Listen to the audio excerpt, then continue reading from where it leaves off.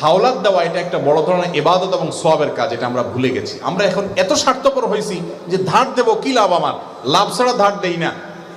লাভ নিয়ে ধার দেওয়া এটা হলো সুদ। সুদকে আল্লাহ তাআলা হারাম করেছেন। আপনি তাহলে ধার কেন দিবেন? ধার এই জন্য দিবেন, কোন কোন ক্ষেত্রে ধার করলে দামের সমান সওয়াব হয়, কোন কোন ক্ষেত্রে দানের চাইতে আরো বেশি সওয়াব পর্যন্ত হতে পারে যদি ধার দেওয়া হয়। এটা আজকে উঠে গেছে কর্জে হাসানা আমাদের সমাজ থেকে। কর্জে হাসানাকে প্রতিষ্ঠিত করতে হবে, তাহলে সুদ দুনিয়া থেকে বিদায় হবে।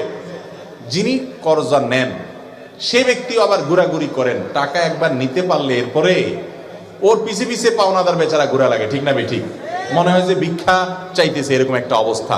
নবী করিম সাল্লাল্লাহু আলাইহি ওয়াসাল্লাম বলেছেন, তোমাদের মধ্যে সবচেয়ে ভালো মানুষ সে যেই ব্যক্তি লোন পরিশোধ, দেনা পরিশোধের মধ্যে ভালো মানুষের পরিচয় দেয়, টাইম মতো পরিশোধ করে। চেষ্টা করবো তো ইনশাআল্লাহ। লোন নিতে হবে, কাউকে হাওলাত দিয়েছেন, দেয় না, না দেয় ভয় আছে, শরীয়ত বন্ধকের সিস্টেম রাখছে, কিছু বন্ধক রাখেন, ওই সমমূল্যের জিনিস রাখেন, যদি সে গড়িমসি করে ওইটা বিক্রি করে টাকা উঠাইতে পারবেন, তাহলে তো সমাধান।